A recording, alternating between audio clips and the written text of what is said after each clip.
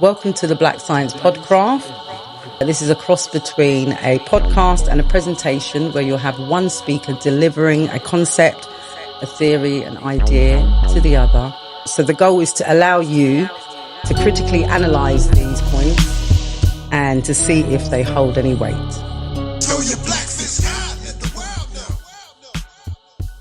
So why black science? So there's a few reasons behind the term black science. Stay tuned to find out. Regarding the chalk, so we've done some due diligence, and I've got a reference point, because we spoke about the symbolism of using white powder, but we didn't kind of have, the reference of the scientific properties, or kind of the use away from the symbolic. So I've got a short reference here. So kaolin is used in ritual because it can help. What's kaolin? What's that? Kaolin is the white chalk. Kaolin is a kind of chalk. Kaolin is the specific type of white chalk that's used in these rituals. That's the name. Never even heard that. Yeah, that's the name of it. So kaolin is used in ritual because it can help draw out impurities and toxins from the skin surface, contributing to a cleansing effect. So it's almost a purification. And I'll go on to the kind of the initiation process or the coronation process. When you're presenting yourself to your new tribal family, you've been purified and cleansed. So the white chalk is supposed to also, as well as it's symbolic of a cleansing, it does actually cleanse and purify the skin. And it's also used for women during pregnancy, to kind of help, I can't remember the exact of why it's used, but it's got quite a few medicinal purposes away from kind of symbolic use of external your skin. So it's ingested in certain points as well. That's what clays do, innit? They draw out stuff. So it's like the dryness of it draws out toxins, stuff. And oils. So I think it was important that we kind of got back onto that based on the last episode, or our last conversation, and then where we also got to is kind of where I was in my initiation journey. So I went to Ghana last year. When I was made chief in the Maroon Sovereign International Council, I got put into a number of committees like WhatsApp groups and Zoom calls, and I became aware of the Mpese royal family. Now the Mpese royal family are the 7th and the newest Gar tribe. They was only installed in 2007, so it's a modern tribe. Now the history... Sorry. When you say the newest Gar tribe and you say installed, what do you mean installed? So the Rastafari, the Ghana Rastafarian Council have been going since the 60s, and it was felt by the Gar Traditional Council that there needs to be a representation of the Rastafarian community as well as the diaspora community within their tribe. So the Traditional Gar Council made a decision to install a new tribe with diaspora, economic growth and development as its core. And they've used Rastafari as a cultural and a spiritual significance to drive that tribe forward. So the Mpese is actually Gar for locks. Oh, right. And the Mpese is actually, like, the history of it's quite interesting, because when the Gars were travelling through, the Gars travelled through Congo and Nigeria. And there's even rumours that a legend attached to them coming from as far as Uganda in terms of the migration pattern. But I think more research is needed to be done to kind of solidify that. But so they suggesting that Gars are Nilotics. Yeah. So the Gars basically said they want to create another branch of that tribal family tree, for lack of a better term. Yeah. Right, and that will be. So that's what you mean by installed. It's creating another branch. Yeah. Another branch of the tribe. Now, the reason why there's a history to it is that where I was installed in Kodjo Oshong, that tribe was actually a Tete. So the Tete are a tribe or a royal family within the Gar Traditional Council already. And the priesthood, the Gars actually had a priesthood lineage that over the history through, the development of Accra as an economic capital, they lost the priesthood aspect of their chieftaincy. And there was a prophecy at the beginning when they first migrated into Ghana that the Mpese or the lock-swearing priest would be a part of the modern face of the Gar tribe, and they would help redeem them in some senses. So the Mpese were installed in 2007. So there was a prophecy saying that the dreaded lineage that will come in the future, they're going to restore the spirituality, basically, to of the restore, people. to restore the people. That was like when you say when was this prophecy made? This would have been in the 1700s. So 200 years ago, they predicted that dread-wearing, locks-wearing priest would bring the tribe into modernity.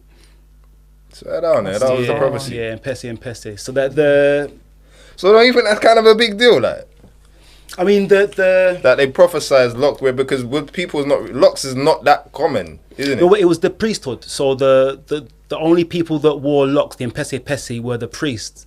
Now it was over time that they lost that practice. Right. So basically, when that practice comes back, our spirituality will come back. Yeah, and those who bring it back are the ones that. Yeah. Of course, so I came into contact with the Mpeses in a number of meetings, and it was because, I guess, of my locks, my maroon heritage, that they found. I mean, I've got it on paper. You got a one like Neo. There was the main goal of the Mpeses is to reach out to the diaspora. So you'll have Morgan Heritage Mpeses. Muta Baruka started his initiation into the Mpese. Sizzler had started. So they've tried to galvanize a lot of the reggae artists in Jamaica to promote the awareness. And I think what they've tried to do more over the last few years is install people that have got some kind of community links in their area and have a Pan-African view. So when I was invited to Ghana, it was initially just to kind of make those cultural links between Jamaica and Ghana. And it was during the process of my trip that they suggested that I become installed as an Mpese. I've got a little bit of a history. I want to kind of read a brief history of the Ga people. The Ga people have a fascinating history that traces back to ancient migration patterns in West Africa. It is believed that the Ga originally migrated from regions in modern-day Nigeria, especially from areas near Ile-Ife, a historic Yoruba city. This migration occurred around the 16th century as they moved westward in search of fertile lands and trading opportunities along the coast. Their journey led them to settle in what is now known as the Greater Accra region of Ghana, particularly along the southeastern coastline. The Ga people established their communities in key areas including Accra, Osu, La, Teshi, Nungwa, and Tema. These locations became central to their social, economic, and cultural life.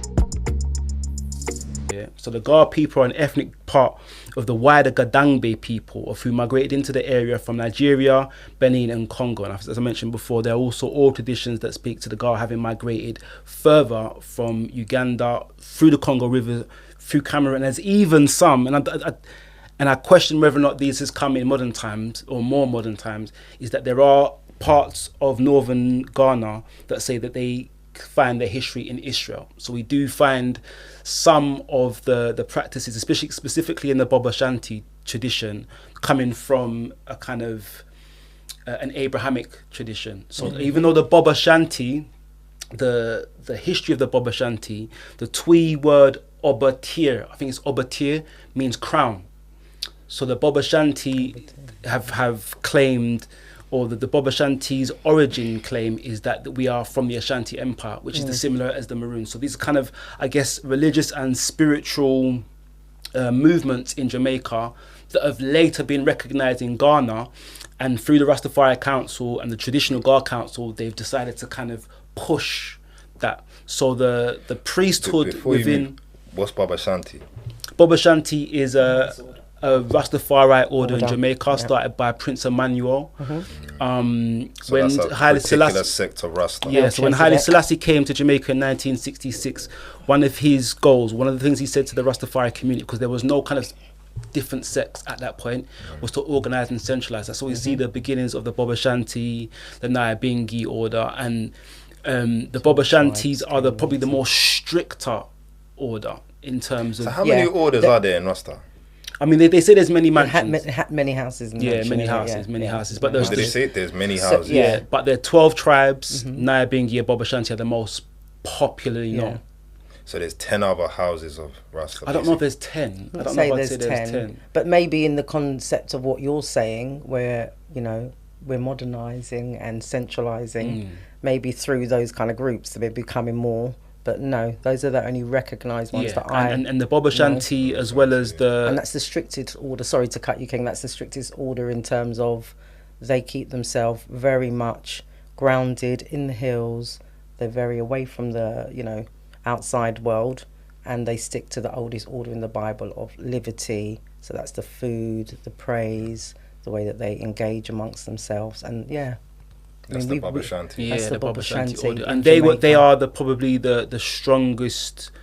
They've got the most influence within the Rastafari Ghana Council. Oh. So the priesthood for the Mpesses is a balance between the Bob Ashantis and the Wolamo, which is the Gar priests.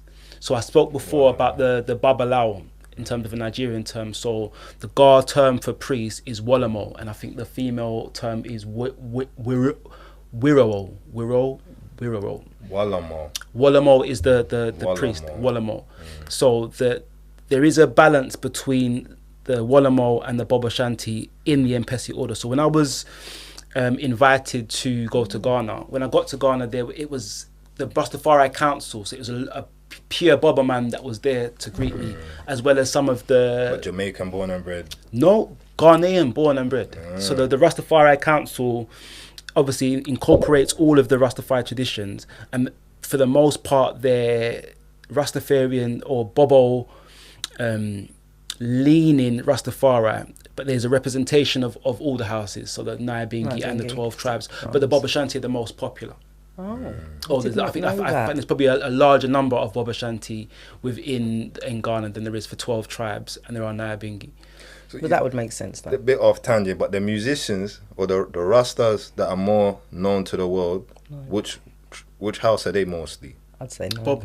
I'd say probably Bingi. I mean Sizzla, you've got Bobo, but most of I'd say probably Nyabingi.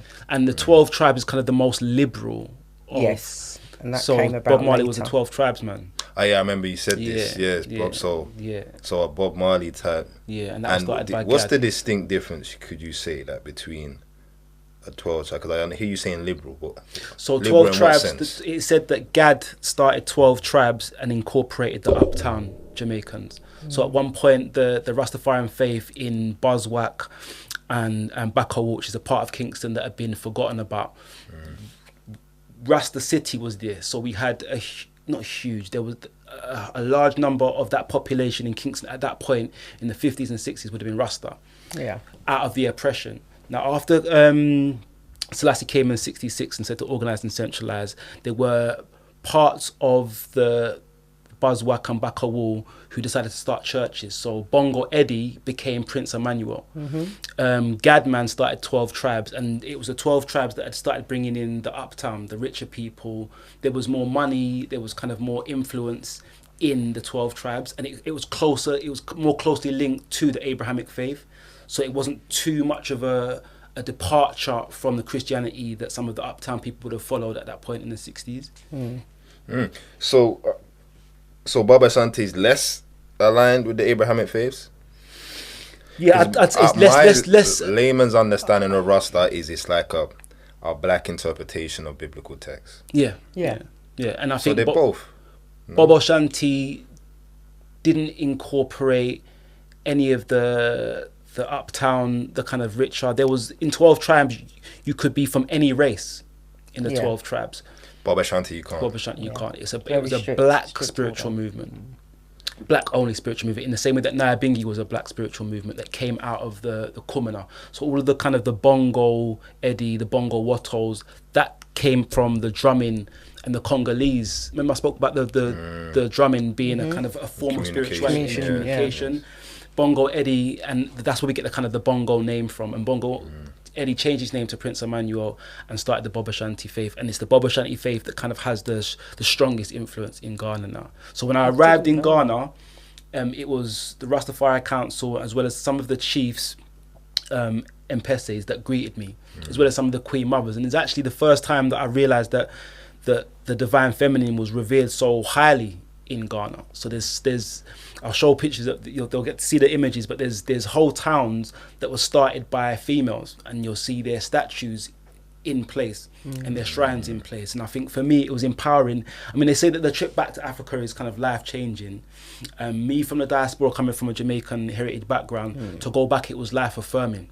To kind of see how we interact with each other, the strength in that brotherhood and kind of connection to nature. I hadn't seen it before. I'd experienced it in Jamaica, but I think going back to Africa, it really felt more profound. I just want to add, because even as an African, it's the same. Man coming when I was 3, I went back 11, and that was it. You know what I mean? I didn't want to go to Africa. You know how it is, you go up here, go to Africa for what, bruv? They ain't got no McDonald's. They ain't got, you know what I mean? What am I going to Africa for? It's mad. When obviously you just feel different, innit? There's a feeling. And I want to reference this. What's Jai White? You know Mike called Jai White? Remember that post I showed you? I'll show it to them too. Michael J. White, the Michael martial J. White. I was so proud to be a Black American, right? I didn't feel the need to say African American. I felt exactly how they did. I've been to several countries in Africa and felt like, I was in, I went to Congo, I went to Djibouti, Rwanda, Nairobi, Kenya, South Africa. I was been in a lot of those places, and I'm going, hey, Black American, I'm proud. We've accomplished a great deal. Do they really feel like we're connected with? Until I went to Ghana. Everything changed. Like, what happened was I found out, I got roots in Ghana. That's my lineage. But I'm not one of those people who just like is going to get on the bandwagon. I'm back in Mother Africa and all this kind of stuff. But one thing that occurred to me is, think about if you run into an Asian dude on the street, and you say, "Well, where are you from?" And he says, "I'm from Cleveland. My people are from Cleveland." You'd be like, "That's not right. Where are you from?" No, Cleveland. It's stupid, right? It's silly to think that man's beginnings were from Cleveland. There's more to this story. It's exactly the same for us, for me. When I would say South Carolina and Louisiana, because my mother was from South Carolina, my father was from Louisiana, that's, even if I didn't know what lineage I had, that's part of the story. Just as much as the Asian do. When I think, I'm thinking the beginning of who I am is a slave. Deal with that for a second. I think my beginnings of my historical background started in South Carolina and Louisiana. What do you think that does to my psyche? Think about it for a second. That's a good point. And the fact that I knew that there was a bigger trek that started in Ghana. And believe me, I'm not one of those that like, I want to hold on to mother. No, I was cool being a Black American and very proud of it. But damn it, I realized that me telling myself that South Carolina was enough, that's some for me. I can only speak for me. But when I went back and the way I felt, man, I wish this for anybody Black living in this country. I think you free yourself and you see yourself in a different way when even if you say, which I think the right answer is, when somebody says, "Where are you from?" and you go, "I actually don't know where my historical African roots are, but my great-grandfather was from North Carolina," or whatever. That frees you to know that there's more to your story. But when I learned about Ghana and when I went back there, it felt different from every place else, because I felt like, oh shoot, when I landed in Ghana and I looked around, I'm like, yo, if you put a Nike shirt on this cat right there, he looks like he could be walking right on Ventura. And I clearly saw where the slaves came from, because I'm going, these look exactly like American Black people right now. And in Benin and places like that. Well, when I'm in Eritrea and place like that, I stick out like a sore thumb. He's like, yeah, hey, where's this big black man? Oh, he's right there. I would stand out like a sore thumb. And you realize that's where they got these big old strapping black folks from. And to know that we weren't slaves, man. We were absolutely talented farmers and technical people, like, because that was the industry in Africa. You had to know how to farm. They kidnapped successful working people to build the country. Yeah. But psychologically, slaves is the term. Okay? And believe me, I'm not that cat that's like, yes, I'm not this dude. I'm not that guy, because there's not something in me that feels like something's missing, and I got to put that in there. Till I realized, and I went there, I can never look at myself the same. And oh my goodness, like I said, I wish that for everybody to find out. And there was another guy, I've seen it, different people said it on the gram, just random people said it, touching down. They might not think they're going to feed anything. I didn't think I was going to feed anything. It's just another place. I'm just going because I'm being told that's where I got to go. But you get there and you feel away. And even I went last year, I'm not going to lie. Man went to, so we're from an area in north of Uganda called Gulu. In that area, there's another place called the Chirichot. That's my mum's home, like where she grew up and ran around as a kid and all them thing there.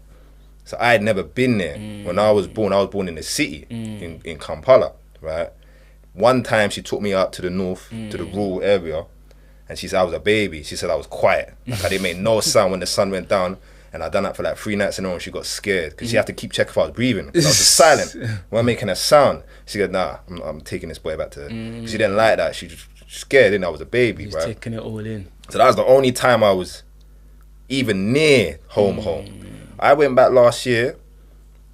Bruv, I caught a mad energy when I actually went to that land there, that little spot there, because he's built a house there now. That when I got there, bruv, I don't know, bruv, I felt something, and it's just you feel away, and it's you don't need that to sense expect it. That sense of connection is hard to put into words. You would think you're thinking about it to make yourself feel that, but no, it just happens. It hits you. It just hits you. You don't have to. It's a thing. Player Position is now a CIC, a community interest company. We've had a lot of success with the first 2 Player Position boot camps. We really want to say thank you to everybody that supported the concept and the idea. Each one teach one. It takes a village. We all come together, put in a little bit, and we may be able to help a lot, or at least the few kids that worked with us. Take on 8 kids and teach them the fundamentals of strength and conditioning, nutrition, boxing and meditation in Brixton Street Gym. This has been a success thanks to the likes of the community helping us make this happen. Thanks to all the sponsors who came down to make this happen and supported us in every way we asked. Like, everyone really came together, made it work, and the parents are happy, the kids were happy, I was really happy. Kevin was really happy. It's a great thing. So we're running it again, currently raising money for Play Position Boot Camp 3. If you are interested in supporting, check out the matchfitforlife.com website. On there you have all the information you need, how to apply, how to donate and support, whether that's by a sponsorship, whether that's by just coming down, spending some time with the kids and offloading some information that you may have in a particular field, because we are always looking for new skill sets to add, or whether that is by giving us some money to make the whole thing run. We are currently running the fundraiser. £1,300 is the goal, and then we will run it again at Brixton Street Gym. So another, I guess, goal of the Traditional Guard Council for the Mpesi specifically, because people coming back from the diaspora don't always know exactly which part of Africa they're from, which part of Ghana they're from. There's a part of the Mpesi, I guess, protocol is to use the Mpesi as a gateway to accurately find where your people are. So the goal for me was, or the goal that they'd set for me was, that you'll come in as an Mpesi, but our goal is to kind of move you towards the Asante Nation. Long before the British laid eyes on the dense forests of West Africa's interior, a powerful empire was taking shape, one that would become one of the fiercest opponents of European imperialism on the continent. This was the Ashanti Empire, also known as Asanteman. The roots of the Ashanti stretch back to the late 1600s, deep within the heart of what is now Ghana. The Ashanti people were part of the larger Akan ethnic group, which had settled in the forested central regions after migrating from the north centuries earlier. These communities shared language, culture, and religious beliefs, but they were politically fragmented. That changed under the visionary leadership of Osei Tutu, a warrior king who emerged around 1695. With the help of his spiritual advisor and high priest Okomfo Anokie, Osei Tutu unified a confederacy of Akan states through a combination of diplomacy, warfare, and spiritual authority. And then there's a couple of priests that are within the MPSAs. My priest Nana Bafo, who's a part of the Asante Nation, and he's a part of the Bantaman region. So Kamasi was split up into a number of regions. The Asante Empire was split up into a number of regions, and Bantaman was one of the war generals. So my priest's great-great-grandfather before was the army general that helped start the Asante Empire. So Osei Tutu and Akofa Nochi was the priest. Wait, how old's the Asante Nation? It started in the 16th century, you know. It's not... Oh, okay. Yeah, it's not that old. It's not that old. So that and the Asantes, what they've done is try to kind of reclaim the older Akan nation.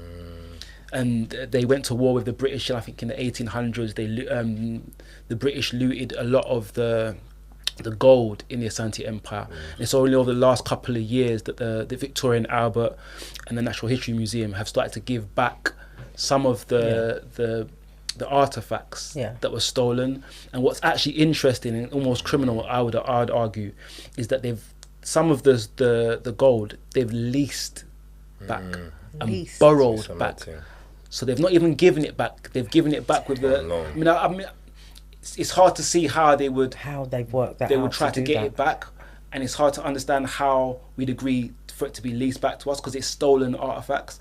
But it kind of speaks to kind of the politics that's connected to the situation. Power. Power's a thing. So 2007, the Gar Traditional Council agreed to install a new tribe and chief as the first Rastafari Gar royal family. And the main goal of the tribe is to bring diaspora Africans back into the understanding of their heritage. The Gar Traditional Council are part of the Ministry of Chieftaincy and Traditional Affairs, the official agency responsible for the linkages between the Republic of Ghana and traditional authorities. Now, I wasn't aware of this before I went to Ghana, but there are large parts of the capital where the land is actually owned by the chiefs and not the Republic of Ghana. And the chiefs or the Ministry of Chieftaincy will lease the land for specific, like it's agricultural, economic purposes, business purposes, to the Republic of Ghana for a specific amount of time. So when I was in Ghana, I went to a number of court proceedings where kind of foreign interests had bought land and the lease was up and they were trying to renew it, and the chiefs had to come and say and make a choice whether or not they was going to allow these kind of foreign interests to kind of keep the land or take it back. So I've been to 2 court proceedings, I think, in that second week when I was out there, where I think it was a Swiss company that had solicitors and lawyers that had been waiting to kind of see whether or not the judge was going to allow them to kind of take that. And I think they really mentioned this, didn't you? Yeah, they'd already built bits of a plaza, and the chief walked in 2 hours later and said, "Undo the foundation." Undo the foundation. Yeah, and for me, it was kind of okay. This is how powerful the Ministry of Chieftaincy is, and I still don't fully understand that it has to be kind of not unhealthy, but it has to be a sensitive and delicate balance between the Ministry of Chieftaincy, which are kind of traditional values, and the Republic of Ghana. Yeah, no, it's all weird. It's same in Uganda. It's similar in Uganda. There was a whole issue with the presidency and the statehood and the chieftaincy, the kingdoms, like that kind of led to the change to Museveni, who's in power now. He got back into power by getting Obote, who's somehow related as well, you know, but Obote out of power. Obote tried to dismantle the whole chieftaincy thing, right? And that made a lot of people not like him. So Museveni kind of got the people behind him by saying, I'm going to reinstitute the chieftaincy. I'm going to reinstitute your kings. Why are we using this democracy? You know what I mean? And I only learned this when I went there the other day. So that's how he kind of got the people then behind him, by saying, listen, we're going to go back to our traditional ways. We're going to reinstate kings and that, right? And then people wanted that. So now we're stuck with him now. He ain't getting no. I'm going to tell you something about Uganda, which you might already know. The older she gets, the more her insecurities show. She was born into trauma and tears. She saw a lot of violence during her formative years. Then she met a man called Museveni. He told her everything she needed to hear. He told her she deserved freedom from fear. Told her he was prepared to stand for her freedom. And Uganda believed him. With good reason. He fought and he won. Yet despite all that he's done, 35 years later, Uganda's still poor and dysfunctional. Meanwhile, everyone around Museveni look awfully comfortable. Comfort is a funny thing. It's not just a money thing. It's different for everyone. For me and my friends, comfort was the thought of leaving the end. In Uganda, comfort varies. Gunfire for 60 months is scary. Scarier than what just went on in November. But most Ugandans are too young to remember. The government conducted a genocide, killing everybody who did not flee the country fast enough to Sudan and Congo. Yet they're too old to be told they're too young. That day is done. This is a new one. Museveni came with the promise of democracy. Did he produce one? Not according to Bobby Wine. When he became a politician, democracy was not what he'd find. Bobby headed up the opposition. Some say the government didn't want the competition. For 3 years now, the singer's been beaten and imprisoned, like a lot of other politicians. So I met King Taki on the second day when I was there. I went to the palace for a royal visit, and even that again, the politics behind having a king in the capital of Ghana and a president of the republic at the same time is weird, in terms of the power dynamic. It's weird. So the people, it appears that the people revere and respect the lineage of the king more so than the democratically elected president. And I just thought that was really quite interesting. When I went to the palace and we left, I didn't realise how significant it was until I saw it on the 7 o'clock news. And one of the chiefs on the way back said, I'd never been to the king's palace before. It's only because myself and there was an American sister, Nware, who's also travelling over from the diaspora to kind of be a part of the Mpese family, who spoke. And it's because of us coming from the diaspora that some of the chiefs had the opportunity to actually go into the king's palace. So again, that sensitive, delicate balance between traditional values and power and influence, as opposed to kind of the more modern president of Ghana. I still don't fully understand how it works. I mean, there are. Kind of doesn't. It's going to be conflict. They kind of just excuse each other. They just pretend to not make rules about certain things, right? And let it doesn't actually add up. In Uganda, it is a bit tenuous. Yeah. So I've got a small bit to read about the Rastafari Council. The Rastafari Council in Ghana is an organisation that represents the Rastafari community in Ghana. The council's activities include promoting cultural pride, resisting oppression, and creating financial opportunities for its members. The council established the Black Star Line Cooperative Credit Union to help members create wealth and gain financial independence. Now, I think what I'd seen when I was in Ghana is there are a lot of people that have come from Jamaica since kind of the independence, Kwame Nkrumah. You've kind of got Garveyites that have tried to repatriate, but didn't necessarily leave home with a clear economic idea on how they was going to survive. So you've got a lot of kind of the elders who dreamt about going back to Africa in their retirement. So my parents dreamt of going back to Jamaica. Yeah. So my gran, she built a house away from kind of the rural area in kind of a more commercial part of Jamaica, and the goal was in retirement to go back. But a lot of people that I saw, elderly people that I saw in Ghana, didn't have a kind of a clear view on how they was going to live out there. The fact that they'd made the trip was almost enough for them. So the credit union was set up by the Rastafari Council to help support some of the elders around that. So I had an elder, Priest Harold, large up Priest Harold, who was with me for that period of time. I want to say a quick shout out to Neo Sabu Akwe, who was a chief of Sowetom. After my second day, when I spoke at the King Taki's palace, it was the Neo Sabu who's the patron. So this is another thing about the politics of chieftaincy. So you've got King Taki, and then you've got kind of regional patron chiefs whose palace and temple they'll use to install other chiefs.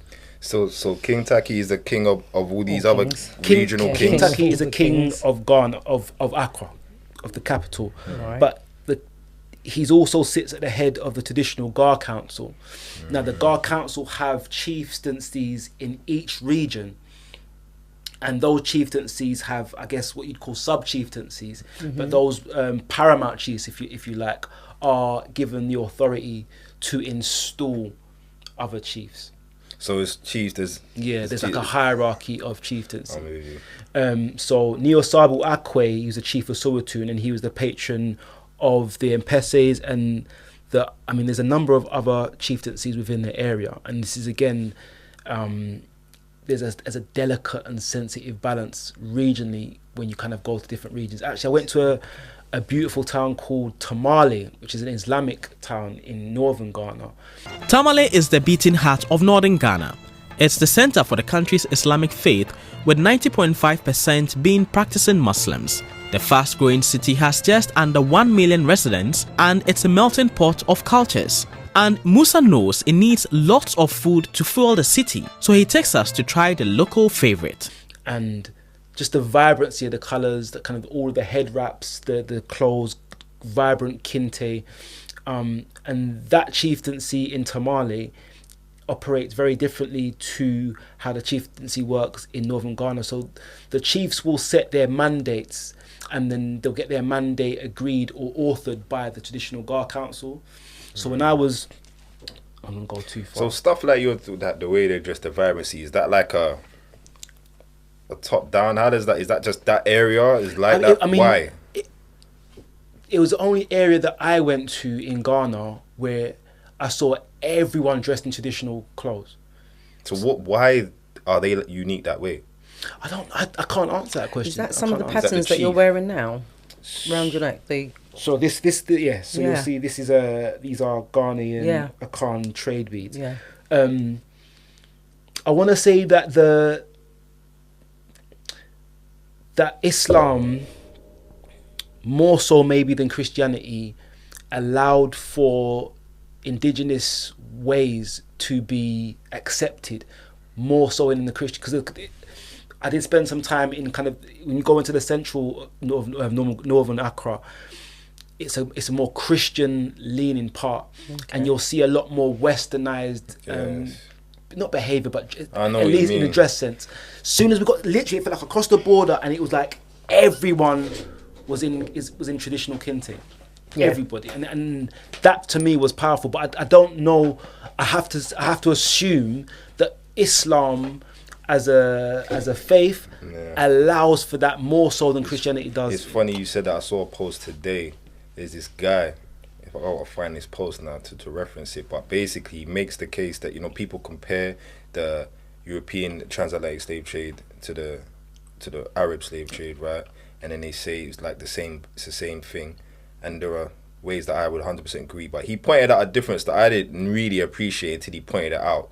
But under the Islamic or the Arab slave trade and the religious, cultural colonization, when, you know, Islam took over certain African, you still had independent African nations. When I see people saying the Muslims colonized Africa the same way that the Western powers colonized Africa, I mean, really? Islam spread across North Africa and East Africa and West Africa largely through trade and interaction, and that led to the creation of powerful indigenous independent kingdoms, regional empires and dynasties, centers of learning and commerce, created by African Muslims for the benefit of Africans. So which land under Western colonization did the colonizers make richer, and which colonized country was a sovereign empire ruled exclusively by the indigenous people? It's an absurd comparison. You have the Mali Empire, the Ghana Empire, the Songhai, the Bornu, the Fulani Empire, the Sultanate of Zanzibar. The spread of Islam created kings. Western colonization created slaves. When Islam spread in Africa, literacy spread, education spread, trade and commerce spread, prosperity spread, development spread. And again, this was all done by African Muslims, not by outsiders, not by colonizers, by the indigenous people. Contrast that with the British and the French and the Dutch and their colonization,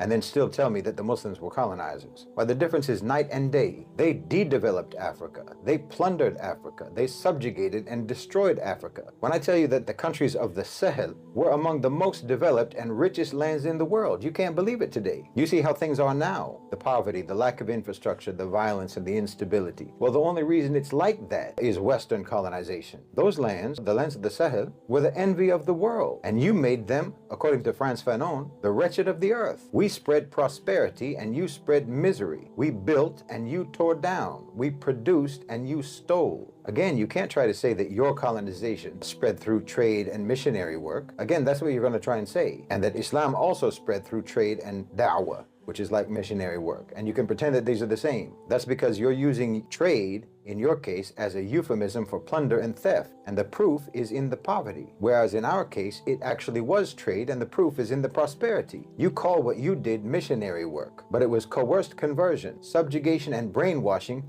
to create compliant, self-loathing colonial subjects. You still had independent African nations run by Africans, even if under an Islamic helm. And they still had their cultural representations as independent African nations, and they represented certain traditional beliefs, concepts, their own language, their own dress sense, like you're saying. Whereas with the Christian kind of cultural colonization that occurred, it was basically everything that was before this is evil. Had to go. Must go, because it's evil. Basically, you lot are just backwards, everything about it, and you have to inherit everything about the European culture, the Western culture, to be good Christians. You can't be African good Christians. You have to be Africans behaving like non-African to be a good Christian. Whereas, you know, with the Arab thing, the Islamic thing was slightly different. So that probably does explain it. Yeah, I mean, it was. I mean, even waking up and hearing kind of the morning prayers in.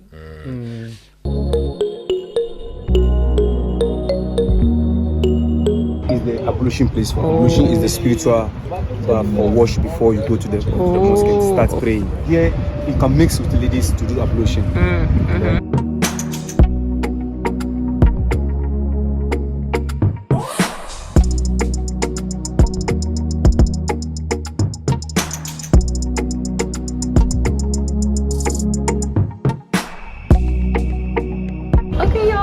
In the mosque. It's a Friday and they're just about to start prayer, so we can't enter certain areas, but let me tell y'all, it is absolutely beautiful. We got to go upstairs and just look around inside. This is the ablution ablution area where Lorraine had explained, and it's just so nice. And we were talking to the lady, and the lady said some days all here is full, all inside is full, so many places full, and as you can hear them starting to what they call a prayer. I guess I love that. It was beautiful, and I think we don't, or I didn't see the same practice. You don't see the African traditional practice as openly as you do kind of the Islamic one. So you might see that in terms of the dress sense, but you don't see. I mean, I've got mantras that I do in the morning. But it's those mantras aren't called out from the shrines in the mornings in Ghana in the same way that the Islamic are read out. And I do wonder if part of the M-Pesa goal, ambition, is to have the traditional practices more widely practiced. because even in Tamale there was Islamic schools, but in the Islamic schools there was also teaching traditional religious practices. Were they? In the school. Don't they do the drumming as well as a part of the? Yeah, no, the drumming was done in the morning. Drumming was done in the morning, so it was amazing. So what aspects of the traditional religious practices were they teaching in the Islamic school? I was just told they were taught. I didn't actually go into the schools. I was when we got in, I said, how's education? It's one of the few areas that indigenous, like the Walamo, will teach class. The priesthood will teach classes in those schools in the way that they're not taught in the Christian schools in other parts of Ghana. And I just thought it was interesting to look at. We kind of, from our perspective, we kind of view that all Abrahamic faiths as kind of trying to dismantle traditional practice, when actually historically, you said that with the Arab slave trade, people were still allowed to practice their indigenous faiths. And I think, I'm not gonna lie, that what I was saying there, I'm not so certain about the faiths, but the culture, because the culture includes the faith, but it's not exclusive to the faith, innit? So they still had their way of eating, their way of dressing, their language. None of this was demonized, but the faith, the religious practices of each tribe, I'm not so sure how open the Islamic or the Arab rule, whatever you want to call it, to that. Yeah, in modern times, I can say from experience that you can see that the way that Islam translate in modern times in Ghana is way more inclusive. There's a modern respect of a multi-faith practitioners than Christianity is. These traders and travelers came from various parts of the Islamic world, including North Africa, the Middle East, and the Arabian Peninsula. They came to Ghana in search of gold, ivory, and other valuable commodities, and established trading posts and settlements in the region. Over time, these Arab traders and travelers began to interact with the local population and share their religious beliefs and practices with them. The religion gradually spread among the indigenous people of Ghana, particularly among the Wangara traders who were involved in the trade of gold and other commodities. These traders played a significant role in the spread of Islam in West Africa, and many of them became leaders in their communities.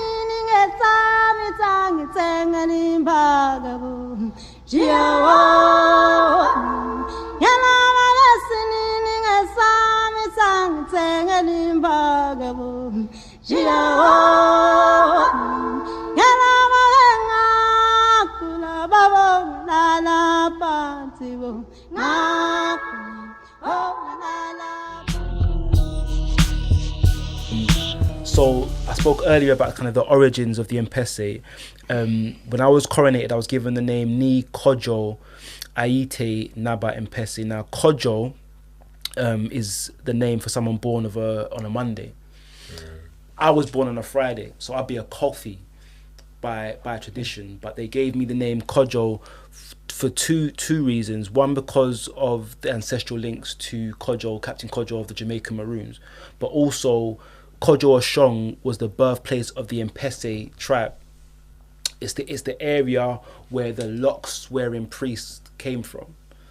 and Kodjo Oshong. I mean, it's quite undeveloped. It's quite a rural place, but you can see some of the Mpese royal family have invested in the area. So you'll see a lot more concrete buildings than you do in the kind of more rural areas of Kodjo Oshong. There's health centres. So for me, it was significant to kind of have that name to both represent the Mpese, the locks wearing priest, but also kind of the significance of it kind of linking back to my heritage. So it's like what you were saying before then, they're trying to make sure that they reach back and keep it and bring it forward. And then the symbolism of yourself coming at that time, this is just from my perspective, I don't know if they saw it in that way, you know, the locks, the Caribbean, the Rastafari, your background, where your families come from, and your lineage. They saw something in you that they wanted to, bring forward. It was. To be fair, when Nidaku was traveling towards Kodjo Oshong, he hadn't told me what the significance was of Kodjo Oshong until we got there. And when we pulled up and I saw Kodjo, I said, "No, I need to stay. We need to stay here for long." He said, no, this is why I'm bringing you here. I'm bringing you here because this is the town that we want you to kind of have custodianship over. So that's what your role is, a custodianship over that area. So over that area, so I had to meet with the local politicians of the area. I mean, it's symbolic in that I was coronated as an Oshipi, which is a warrior. And Oshipis typically had control over the army, for example. But now I've got a little thing that I can say where it's like a captain. It's more some sort of higher ranking warrior. It's more of an advisory role now. So I've got, where is it? So we say right now you are like the caretaker of a particular. I'm Oshipi, which means warrior chief of Kodjo Oshong and Ayaman. So those are two regions in northern Ghana that have historical links with locks wearing priests. So it's a symbolic protector, it's a spiritual symbolic protector of the area. Are there others with the same role? Like, do you share that role? So the guy, my commander, so I want to make another salute to Akwashon, who is the ASAFO commander that I'm under. He looks after the whole of northern Ghana, of northern Accra. And his role is on the land is of security, so they deal with land disputes. I think there's even a taxation of some of the road, some of the routes as well that they have custodianship over. But hold on, I've got like a speech. I had like something written that I wanted to read. So your specific role, you're the only one of Kodjo Town, and I'm the only Oshipi of Kodjo Town. And you're from the diaspora. You're from the diaspora. And then he's Jamaican. And he's locks wearing. It's quite symbolic, so I think. The ASAFO commander. I think that's where they go on. Yeah. I think that's where they go on. Yeah, so the ASAFO commander traditionally has responsibility of the army, but my role is primarily as a symbolic protector, defense advisor and strategist. So the main aim of my installment was to engage, organize and mobilize warrior scholars. So I met with the youth group over there who I've still got kind of close links to, and there are kind of designs or ambitions to build an education resource around what it means to be a warrior scholar, what it means to kind of coming from a rural environment, to have kind of warrior principles in the way that you deal with your kind of economic growth and support your community in the same way that I did as a youth worker locally over here, or the same thing I've done as a community worker over here. The goal is to kind of utilize some of those skills and practices from over here and kind of embed them into the kind of the rural aspects of Kodjo Oshong, so that the young people have kind of got a stronger not necessarily identity, but they've got a stronger route to economic success. And that goes away from kind of the spiritual aspect of it, to be fair. It's kind of more of an economic one and one of cultural exchange.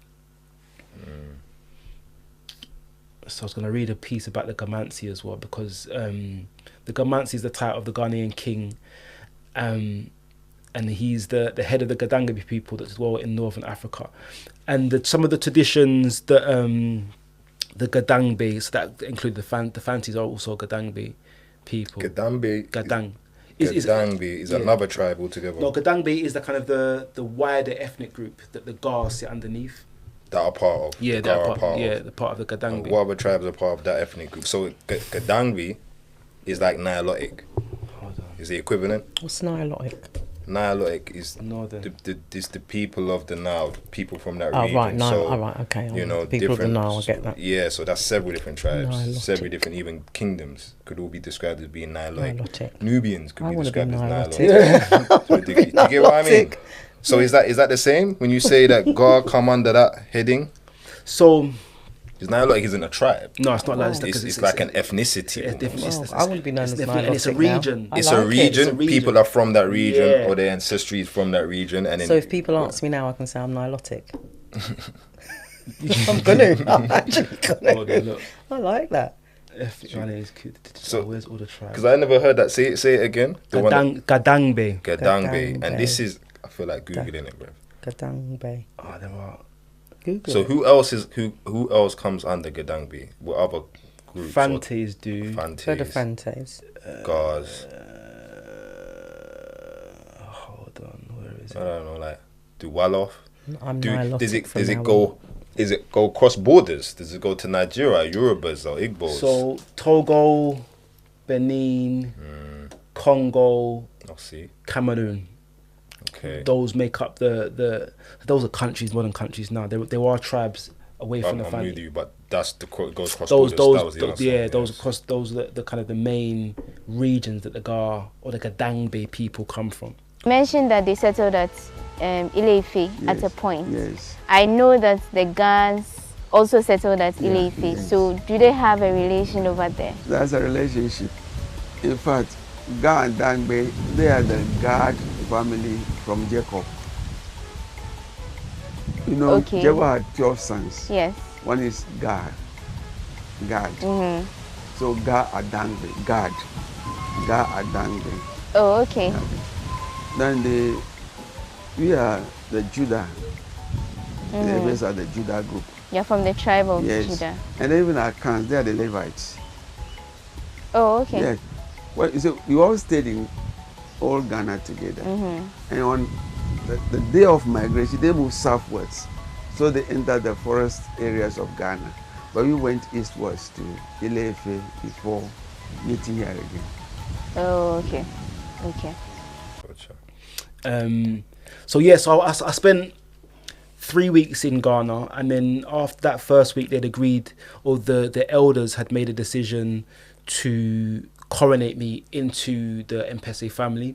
So I spoke in the last part around kind of having to meet with different priests so they can assess whether or not they thought that I was a right fit. And it's that point that we kind of put the cowl in.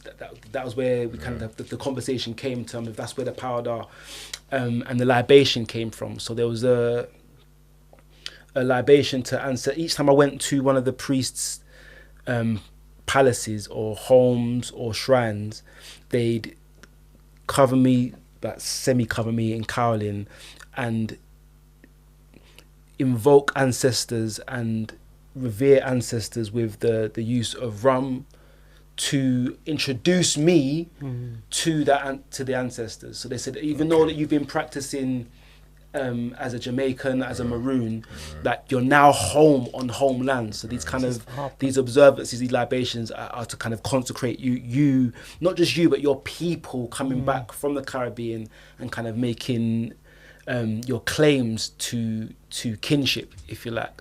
So I went to three different. So invoking the ancestors, like, what do we mean by that? So I think the best way for me to explain it would be that water or any liquid is used as a communication tool with the ancestors. So when we pour libation, the symbolically it's like the rain, or what you're pouring water on a seed to help it grow. So when you say invoke the ancestors, it's about invoking and making them aware that you're revering, that you're holding them in reverence. But for the priest at that point, it was more for them to kind of show the ancestors that we've got a brother that's come home. So it was about kind of invoking them to let them know that actually we've got a brother that's come back into our fold. So you know my it's thing, reverence right? And communication. It's all mind, isn't it? We talk about spirit. You know my thing. We've had the discussion, right? when we're talking about invoking, what are we saying? We are trying to pull to the front of our mind this link to specific ancestors, or this understanding, the thought, the idea of this ancestor, which is a part of us physically, but it's if we put it again in mind, it's a subconscious part of us, and we're trying to make ourselves conscious of this relationship to them. I'd say yes, and is invoking, bringing that subconscious. I'd say it's definitely image. It's definitely about invoking the awareness of the ancestors in the individual, but I think it's also symbolically trying to communicate with. And I think communication is a broad term. We have to be careful even when we say communication. Yeah. Because what does that actually mean? Try not use the word well? Invoke to explain it, because we're trying to define the word invoke. So go on again. So the concept is a communication, and the goal is for a two-way communication. So the aspect of libation, or even the aspect of using that specific ritual to communicate with the ancestors. So the act or performing libation is, the concept is to communicate with our ancestors. So one of my teachers puts it like this in terms of the ritual aspect of spirituality, and the ritual will invoke your own awareness, but the more you do it, it kind of solidifies the ancestors link to you. So at that point, you're supposed to experience, or the goal is to experience communications in your dreams, to have better fortune, and these things it's not easy to describe the ways in which our ancestors communicate with us. It's quite individuals. I have experiences in my dream, for example. So when I was in the temple for 3 days, part of the process was to be in meditation and contemplation, and I had experiences where I communicated with ancestors through my dreams. So I had in meditation, and I don't think I even realized the temple in Soweto. We was there for 3 days. 3 days and 2 nights. And we was given a certain food, and then there was incense burning. So at points, I'm not sure which was a waking moment and which part was kind of a sleeping moment. But what I will say at this point is that I had both Kojo and Queen Annie speak to me to say that you found your way home, but you need to go further. So for me, I interpret it as actually you found your way back to Africa. You found a family that's accepted and has brought you into the fold, but your goal is to go further into kind of where we came from, and that for me was the Asante Nation. So I'm with you, like this I'm just drawing out this conversation because this is the stuff we all want to understand better. I think at heart, you know what I mean? Like I said, I always interpret this stuff as ancestors. My ancestors are a part of me, like physically. That's a material fact. My genes, if you want to talk about it scientifically, my genetics, they carry them with me. We all understand through science and just through logic that stuff is passed on. So their mindset, their experience, not just my nose and my ears and my mouth, their mindset, their experience is also passed on in some degree. So the communication, this is me trying to rationalize it in my mind, right? The communication can be me communicating with that part of me that come directly from them. And I'm trying to bring out that aspect of self, my memory, which is their memory, which is my memory. And I'm just trying to be more conscious of that, right? And then it's almost like that aspect of me giving its opinion on my position now this is the communication. This is me just trying to logify it in terms that someone might be able to make more sense of it, because it's demonized, this idea of communing with the ancestors. But if you kind of see it the way I just said it there, no one can demonize that, because that's just you're alive because people was before you were alive. You're a part of them, they're a part of you, they're in you genetically, and like I just said, experientially, you're going to have some information from them. So somewhere in you, their personality, their character, their mind exists. So it's only natural, like Africans have done, to consider that, well, yeah, you must be able to somehow have their perspective on your life now.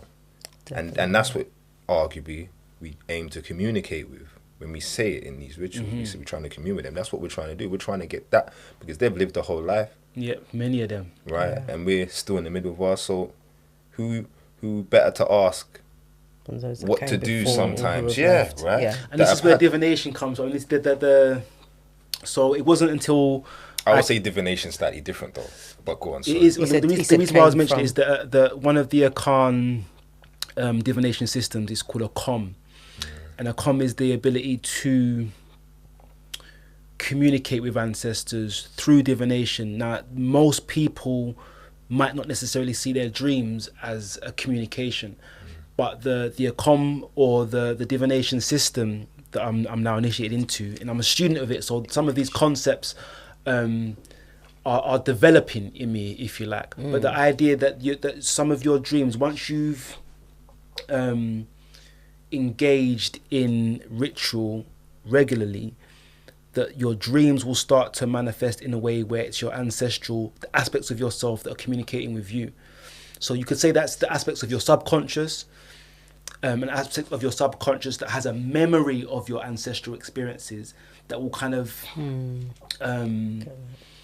communicate with you potentially the way to kind of make better decisions in this life. And I think that's the kind of, for me anyway, the most practical way to live within the kind of the initiation process.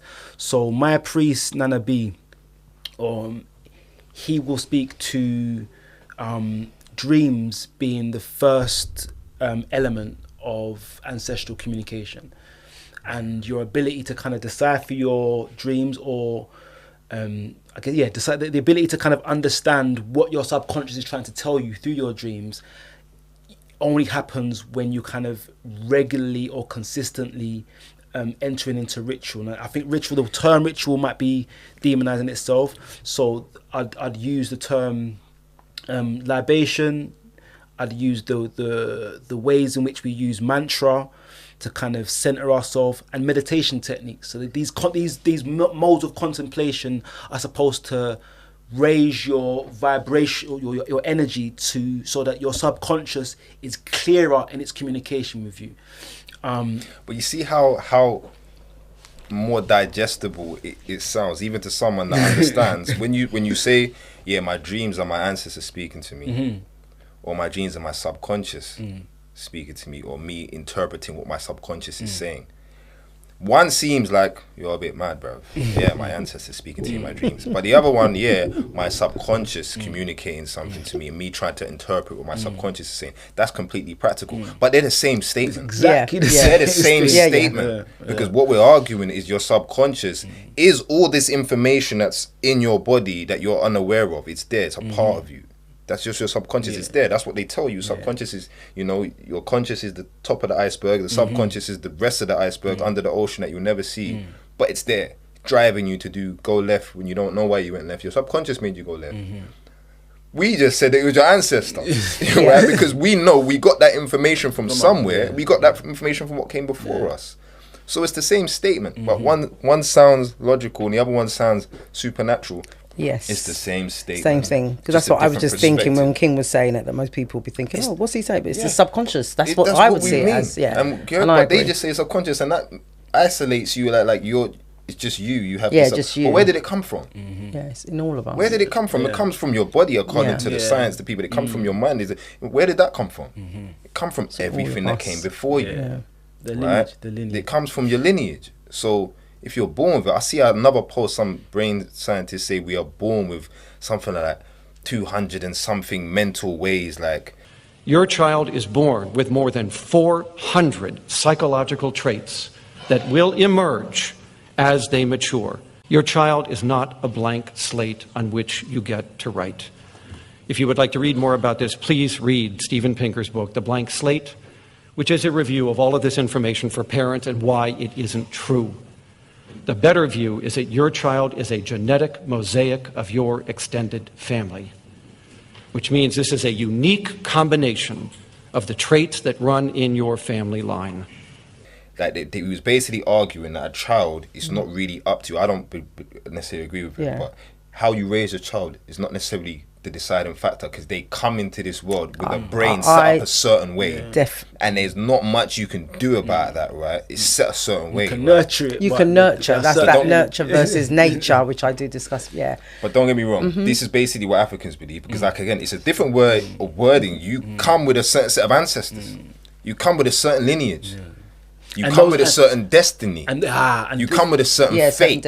And the whole idea there's of destiny, no way around it. Fate, and kind of the ancestral or the need to redeem. So one of my divination, I can't go into kind of everything around divination, but one of it was around some of the sins of my ancestors, in terms of the wars we fought in Jamaica against our own better interests. So I spoke about in the last conversation that there would have been Leeward Maroons that fought against sovereignty, that sided with the British against. And part of our divination was that there's a redemptive actions that I need to take to redeem for some of the injustices that were kind of levied on some of who are also ancestors. So the aspect of spirituality that I think is important, or the multi-faith way that I'm being taught at the moment, is that some of these energies, some of these inclinations, some of these kind of behavior traits that I have can be traced back to some of the mistakes, some of the poor choices, some of the negative characteristics that I have, and it's understanding where they come from and understanding that actually for my lineage to grow in certain ways, I need to kind of remove them, go above them, and also kind of instill in my children characteristics that are going to kind of combat some of these poor character traits. Yeah, I agree. And I'm as a parent, I definitely feel that. Right? What you just said is sick, because that actually is a better framework for the concept of karma. I'm not saying there's nothing wrong with the concept karma. Like, I'm not telling Hindus what this believe, but the way people take it conceptually is, you done bad in a past life, or your ancestors done bad, so now you got to do good. What you've actually said is you've inherited certain traits. Some are good, but there are definitely going to be some are bad, because we all have ancestors that are not they're going to have passed on some stuff that you don't want to carry on. If you become aware of this stuff, i.e. become aware of your bad karma, right? You could try and fix this stuff, create good karma, make yourself, these traits, kind of kill them off. So what you pass on is going to be the ability to deal with this negative thing that is in you, right? That is actually the realest way. If you think about it, that's the realest way to look at karma. Obviously, you just thought about it, but that is actually real, because some people, I don't believe in karma. Look at the bad things that X, Y, Z. Well, they speak about that, don't they? They do talk about when you have a child to be careful of what you've done before, because it will get passed on to your children. So but what do we mean? He just broke down what we mean by that. He just broke down, because all we say is you did bad things, or bad things will happen to you. That doesn't really explain it. What he actually said is deeper. It's not that bad things. You are the one that has this thing in you that will do bad things, so you will pass that down, right? And now you will give it to them to have to deal with this thing inside of them to not do these bad things. I'll give you a specific example. So in terms of dealing with my own internal energies, part of divination, they gave me kind of a list of deities that I guess embodies certain characteristics, some of which are negative. Now there's a war deity, a West African war deity called Tegade, and Tegade. And he's a protective in most of the shrines, in the Afar and the Ifa shrines, you'll see Tegade as a war deity. Now one of the things that they spoke about me needing to overcome is my aggression. And I think when we grow up in the West, we kind of have this chip on our shoulder. We grow with a certain level of aggression innately. Defense. Not realizing that actually ancestrally we've had this type of aggression for hundreds of years. And it's passed down. So in that 3 days, I had a dream in that moment where Tegade said, I've been with you and your ancestors for many, many years, but I don't have to be with you any longer. But you get to choose whether or not I stay with you or not, in terms of how you're able to overcome your aggression. And this could just be seen in practical terms as good anger management. No, that's what it is. So, and I think it's important that those links are made, because when people hear a war deity, it's going to be demonized. But if that war deity manifests itself in you as just a negative, antagonizing force within you, then you know that you've got to become aware of that. And what we've done is we've personified that to slay it, in a sense. Yeah, it's annoying what you say there with the war deity being demonified, or deities in general being demonified, because it's the misconception of what we mean by deity, what we mean by these pantheons, right? What they're supposed to represent is the different aspects that we all have. Yeah. They're just different psychological traits. You could just call one is your anger. You could call the deity anger. Everyone accepts anger exists. Propensity to be to be angry. Everyone accepts that exists. We just personified it. We gave it a whole characteristic because we're humans, we're living things. So why would I give like a subjective title to an aspect of me? That's illogical to the African mind, and I think that's illogical to most humans. It's just in this modern culture we've learnt English language is synonymous with doing this, right? We want to think things. There's anger, there's liking, there's hating. It's all very, whenever we spoke about these aspects of human emotional traits, because we're talking about a person, we're talking about the trait of a person, we personify it because it gives it more realistic. There's actually more information, and it's a teaching tool. It's a teaching tool, and there's more information. There's more to be understood by looking at your anger as a character. Then it makes more sense, because depending on the context, the same situation won't make me angry, and depending on the context, I'll be angry at different situations in different ways. Anger will manifest in different ways. It's the same word though. If you just look at it in an objective sense, anger, it should logically have the same effect in every situation because it's the one word, but it doesn't. It has a character. Anger can be an aggressive tone. It can be a calm tone. It can be an intention. How can both be anger? That doesn't really make sense. It only makes sense if it's a person, right? An angry person, he can be angry with a calm voice. He can be angry with a big voice. He can be angry quietly. He can be angry, so that makes more sense. And when we understand deities in this, they represent the different aspects that are in everybody and everything. They're just there, and we gave them names. That's all. They're there already. We didn't make them up. They're there. They exist. So we gave them names. Aspects of our character. Aspects of our character, bro. You have to have that goal in mind. You can't let nothing stop you. And even when you feel like you can't keep going, you stay consistent and keep going. 1 foot at a time, you're already farther than you ever will go. That's why they say you only need to take 1 step forward. But if you take a step forward every day and stay consistent to it, there's no telling where you will go. There's no telling what you will accomplish. There's no telling what you will gain. But first you must be dedicated to gaining it. Go in here. So I'm leaving you with 2 things, and that's dedication and consistency. I wouldn't say which one you're going to do, but I need you to do both. So I wanted to kind of speak to, in closing, to be fair, in terms of kind of my experience, the ASAFO company that oral tradition states that my maroon heritage comes from, there was a priesthood attached to it called the Nyame priesthood, and there are small regions of northern Ghana that still practice in that way. So I was brought to Nana B. I'm going to read his name properly actually. His Eminence Chief Dr. Peter Gyawu Kiem Kwabina Bafor Awuya, great grandson of Bafor Amankwatia, Chief of Defence Staff of the Asante Imperial Army and occupant of the Pudo War Store in Bantam. Remember I spoke about this, the store earlier. I don't know if I mentioned that kind of when Akofo-Notchi and Osei Tutu unified those Ashanti nations at that point, it said that a golden stool dropped out of heaven and landed on his lap.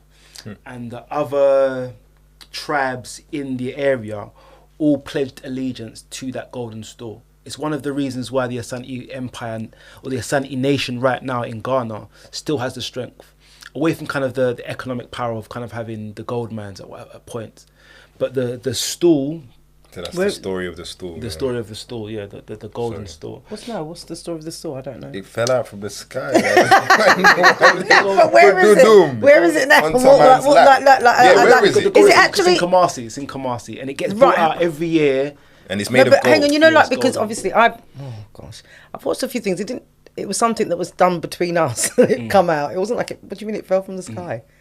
One of these priests, Okomfo Anoche, depicted here in this statue in Kumasi, presented Osei Tutu with a stool which had fallen from the sky. And to this day, the golden stool is a symbol of Asante kingship. In 1701, Osei Tutu pronounced himself the Asantehene, which means the paramount king. His acceptance of the golden stool from the priest Okomfo Anoche meant that right from the start, this became synonymous with the Asante kingdom. That's the story. That's the myth. That's what I said. That's the myth. But it's something that we done within When did that happen? Supposedly, there's a date. Because I know that within 16 something. Things gonna happen in the Do people believe that, or do people just say that? Is it folk? Is it a folk tale? Is it something that people take literally as what happened? I mean, I went to a Kwasi Day festival in London last year, and I mean, the Europeans viewed the golden stool priesthood as like fetish priests. So they don't see necessarily that they see that some of the pageantry, if you like, of some of the ceremony as not having significance. Now, for me, it's significant because everyone in that nation in the early 1600s pledged allegiance, not just the Asantehene and the king, but to the stool. So whoever is king on that stool has our allegiance. And the Ashanti Kingdom is one of the largest kingdoms in Africa. The soul and spirit of the Ashanti nation lies in the golden stool. Each time you see the golden stool, you are saying it's God himself. The Ashanti will do anything to protect the golden stool. The golden stool is one of the most unique elements in their cultural preservation. It's something we all believe. So Nana B is actually the kingmaker of the Mpessis and also a kingmaker and priest in the Bantaman tradition. So who are you? Okay, that's a very good question. Who am I? I am just the embodiment of the supreme being, God in flesh, just like each and everyone is. Like I always tell people, your first master is your soul. Your first teacher is your soul. My name from Bantama is Bafwewa Amankwetia, Kwabna Bafwewa Amankwetia. I'm the grandson of Bafwa Amankwetia Bantamahini. Okay. My grandmother is Bantamahima and my grandfather is Bantamahini. So I'm the Bantama Pudio Nana. So if I come to Accra, the title that I have in Accra is the Ni Osabu Bafwewa Impesa the First, which is the Sotuum Impesa Jase, the Sotuum Impesa Kingmaker. And then if you go to Benin, my title is Oba Kabiesi Paulenu Alomazi the First. I am the Oba Ghana of Benin. I am the king of all Ghanaians in Benin. Okay. Yes, last 2 years, that is the title that they gave me. They did a whole ceremony to make me the king of every Ghanaian in Benin. I'm the first Ghanaian to be installed as a king in Benin. And I'm also the Oba Kabiesi Kpawulenu Alomazi the First in Tongoji Islands, Badagry in Nigeria. So I have kingship in Benin. I have kingship in Nigeria.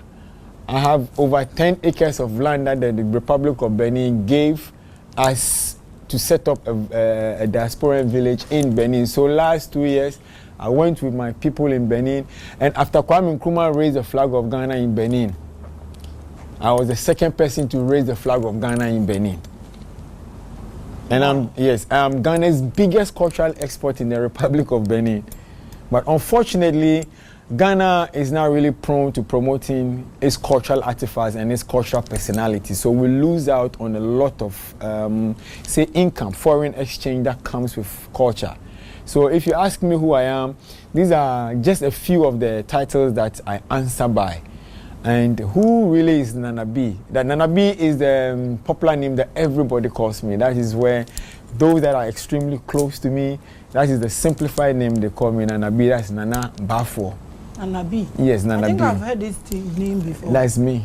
So I'm in the process of becoming installed as an Asante, which would mean so that interesting for me to see a like black a map. stool will be carved for me that will kind of represent my place with the ancestors. So I've got one of these bangles that I got for coronation. That's a lantern, and that lantern is supposed to represent my space in the ancestral realm. So when you're installed, your place as part of the ancestors, you're given a seat. So when I sit in contemplation, I use the lantern as a meditative tool to kind of raise my consciousness to a certain level. So the lantern was used for me as a totem, if you like, as a reminder of where I come from and kind of my place in the ancestral realm, as a seat with the ancestors. Kind of like you're a light. Yeah. Guiding you're light. a light. You're a guiding light. Yeah, and also it just keeps on coming. It's so interesting for me that how your journey has led you to this point now. In your chief. I mean, the chieftaincy. It's because I think like what we were saying just a minute ago about our calling, our natural destiny, something that's in us, something that we carry from our families. Yeah, you're that living representation here right now in terms of living it. Yeah. And then finally, I was gonna play. I can't translate all of this. There's when I first landed in Ghana, Akwashon, whose coronation name is Ni Osabu Kwashi Mpese. He sang like a warrior chant, and Jata Baru means warrior, fight warrior. So I'm gonna play it briefly, and then we can kind of go on to our next section. Okay.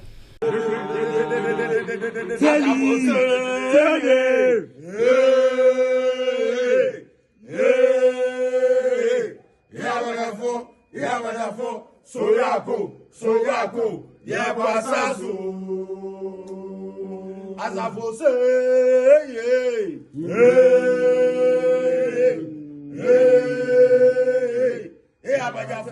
Abajafo, Soyaku, Yebasasu. Ja! Rastafari. Maroon Chief. Ja! Rastafari. This is Jata.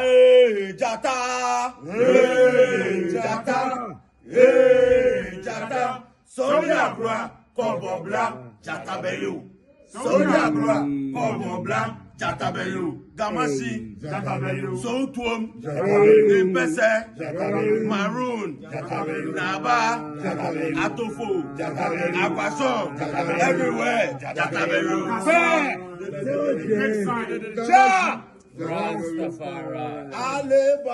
In my experience, like with the Rastafari Liberty, where you've said, like, you know, Selassie said, organise and centralise, go forth, educate yourself, and then bring it back home. And then you're saying about like the roots in Ghana, and the Rasta. I didn't know that side of it, but I think that is a part of what he was saying. It's being done. It's part of that legacy. Legacy. Very interesting. So feel free to comment. You'll see images of my initiation, my coronation clothes, my ASAFO coronation clothes. They actually put quite a few bengs. So when I went into there's each part of the clothes is made by a certain order. So I had to go to a specific shop that make ASAFO clothes. And when they knew I was coming from a maroon background, they put loads of bengs, which are the cow horns that we use to communicate, onto my coronation clothes. So you'll see that on the images as we go. So Akoben, is that what it's called? Abeng. I'll just mention that when I went to Ghana, as I said to you previously before, and I went to a wedding, shout out to my friend Mariam, she basically took me down into Ghana and we had to wear different clothings for each Different part parts, of the ceremony that were tailored and made for us specifically. And it had all, I've still got them, in fact. It's got all of the different, so there was a black and white one that had some symbols on it. So all of they all mean something as well, don't they? So that was a beautiful experience. So that's it. That's my episode done. I'd love to know what people think. I mean, I think the goal of not just speaking about the coronation and initiation, kind of some of the histories, is to demystify some of our indigenous spiritual practices. So when we use terms like ritual, we use the terms like invoke, they do have specific connotation. I think it's important that we try and break down those terms in the most practical, logical sense, so that people that do have negative prejudices about our faith, traditions and practices, they can see that actually there's a very practical aspect of it. And part of my priest Nana B's goal is to make links with science and spirituality. So he's teaching a divinity course in the Ghana College of Communications at the moment, a divinity course. Every human being is spiritual. When they say spiritual or spirituality, what is it? Spirituality is a combination of two words. Spirit and rituals. Spirit and rituals. When you put spirit and rituals together, you get spiritual. Now, spiritual is having a set of rituals, ceremonies that you do to activate your spirit. There are some people, they have to wake up, go on their knees, and then they have to pray as a ritual to activate their spirit. Some people also have to pour libation, you understand, as a ritual to activate their spirit. Some people also have to do the ablution and do the Allahu Akbar as a ritual to activate their spirit. But that is not the ultimate.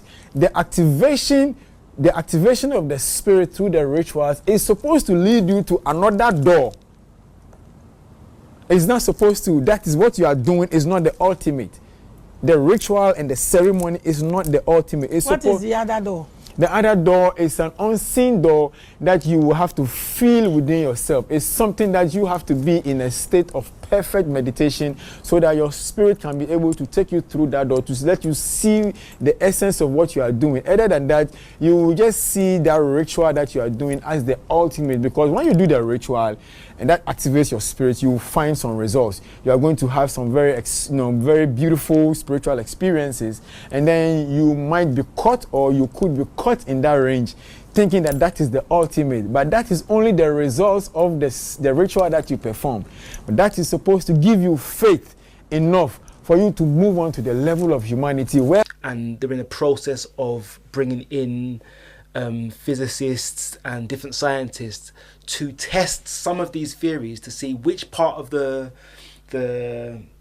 mythos can we kind of attribute to scientific terms. And I think the ability to do that and have it in a kind of educational environment is really powerful. So that's what I'm part of at the moment. Yeah, that is very good. Mm-hmm.